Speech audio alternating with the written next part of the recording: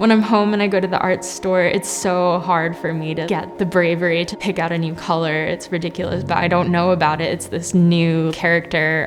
It sounds silly, but here it's such a wild fantasy to just pick anything and everything off the shelves and just not even think about it. I took like one of everything almost, and I'm trying it. So I think that's just something really unique and an experience that I would never have had, and I never would have tried so many of these things without the residency. My name is Claudia Keep, and I'm a 2021 artist resident at the Sam and Adele Golden Foundation for the Arts. I'm very interested in everyday scenes that you encounter. So every time I go somewhere new, it's really exciting because it's a whole new set of things to discover and things to look at. This one isn't finished yet, but that was walking along Bell Road. The sun was super bright with these dark clouds, and it was reflecting on water that was in the field and these tire marks. And then this was some chicory that I saw. This was one of the first paintings that I did when I came to the residency. I've been doing this series of bedrooms, so it's always exciting to find a new one. There's so much personality in the room, so that was really fun. And this is the unbleached titanium, which I just really love and is like so perfect for that kind of nothing color that's so hard, but it's so important. And I've had so many conversations with other artists about how to get that color. Pattern is also something that I find very inspiring. And I think there's a lot of pattern in the natural world that sort of tends towards a level of abstraction. I used to live in Maine, and I just would see all these moths on the screen window. This one I used these interference colors that Williamsburg makes. These are notes from the technicals. There's just so much information that I had no idea about. Learning about the very material realities and constraints of the paint and the different surfaces has been so interesting. To find a meaningful way to incorporate that isn't always initially obvious, but one of the nice things about being here with other artists is you see how they're using it and what they're interested in, and then you begin to think about how you might use it. I've been wet sanding, which is something new and exciting that I've learned. So I learned about this pumice gel in one of the first technicals that we did, and it took till yesterday for me to think of a way that it would apply to my work. And now I feel very excited about it. So I prepared some surfaces with some of the different pumice gels, and this is just something I would never, ever have tried at home. And I wish I'd thought of it earlier, but that's just how it goes. I've developed a much deeper appreciation for the material reality of this tool that I use every day and its life and its constraints.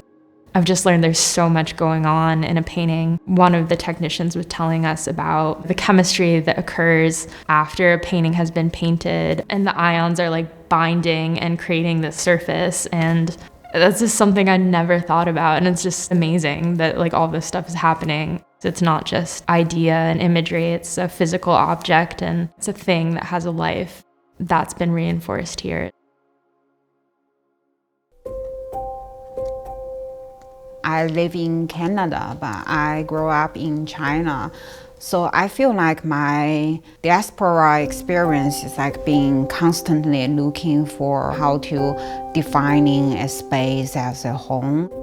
Where's my relationship to the space, and where should I situate myself, and trying to put those questions in my work that speaks just to my experiences as an immigrant. My name is Wei Li, and I am a 2021 artist resident at the Sam and Adele Golden Foundation for the Arts. I usually start from photo to gathering pieces of information around me. And then I will start very loosely based on those information. I will abstract those shapes and little bits memories and collage those informations into my work. As I walk along the trails in the residency, I just find some patterns in the nature. I try to work with those patterns and put them to my work. Those iridescent and the fluorescent colors. I've never used them before, but now since I am here in the residency, I have all the access to the materials. I did lots of experimentation in this one, like including experiment how to incorporate those iridescent colors and play around with the different surfaces, matte green with the iridescent silver, matte surface, and with those like glossy one, trying to really find the different moments in my work.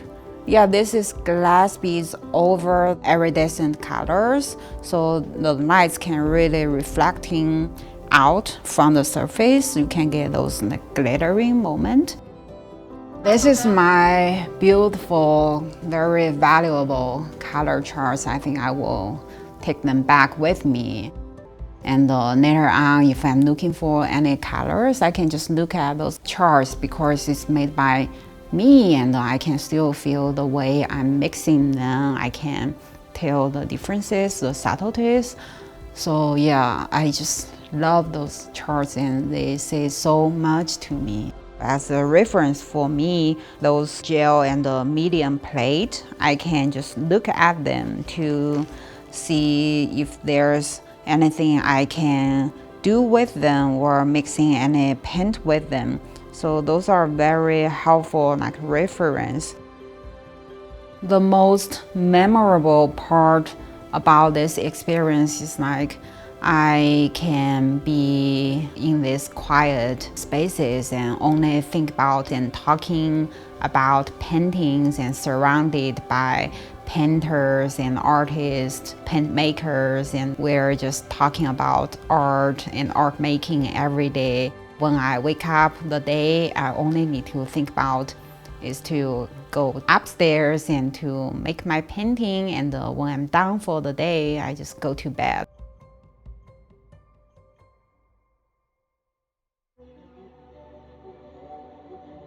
Typically, for me to start a painting, I'm really inspired by architecture and just being out in the world and seeing what different formal elements I notice, mostly like colors and shapes and compositions, and going back to the studio and thinking about the different shapes that create the things that I've seen outside. Then through drawing and color, how to rearrange these things into a new painting. My name is Meg Hahn, and I am a 2021 artist resident at the San Bernardino Golden Foundation for the Arts. One of the first things that I did when I got here was to pull out all the oil colors that I was interested in, which was pretty much all of them, and then test them out on some canvas. It was really fun to see the opacity and the transparency and the hue and the saturation of all these colors, and I was so pleasantly surprised by the black gesso and how it brings out so much more of the color, I think, in ways, especially some of the lighter ones. This purple, I really loved the way that it came out from here versus here. The way that I work is that I'll like to cut out shapes and then paint them or draw on them to then see how it might work on a painting. So I made this one with just acrylic and then kind of played with putting it on here or over here. So not making it exactly the same, but trying to translate something that's painted in one form to then include in a painting on another form. There is gloss medium, cold pressed ground, and the satin glazing liquid that I put. It's pretty subtle, but just as a circle in the middle to see what the difference would be. So this is all acrylic, and when we went to Golden Artist Colors and learned about how to adhere paper onto acrylic, I was really interested in seeing how that could work. It's been really fun to try out the different grounds. That's definitely been something that's been really surprising to me, that I've enjoyed way more than I thought I would, and just widen my view on what you can do so much. This one is one of my favorites, the molding paste underneath. And then acrylic and the interference colors on top. And then doing it with the lighter colors and then the darker ones was really eye-opening, and I'm really glad that I can see how the colors interact. And this one feels more successful to me just because I really like the subtlety of the interference colors on top. This side has been more tests. You can see there's a lot of the gels and mediums on this side, where after we went to Golden Artist Colors and did the watercolor workshop, I was really interested in the idea that you can create skins from the watercolor grounds. So I was instantly really excited by that and tried out all these different tests. So there's cold pressed ground on this side, and then realized I wanted to try it out with the fiber paste, with different molding paste, and I'm excited to see how these might work with the paintings, or maybe they become their own paintings. And it's been really fun to see just the different textures and flexibilities that they have, and to be able to see it all lined up together has been really fun. Being able to have the materials here is definitely a huge help, but then I think especially having the education factor of the workshops and the technicals at Golden Artist Colors and seeing the factory, it puts so much more into perspective, and thinking back to what I knew when I first got here till what I know now feels so expansive. And I know there's still more that I'm digesting and have left to learn.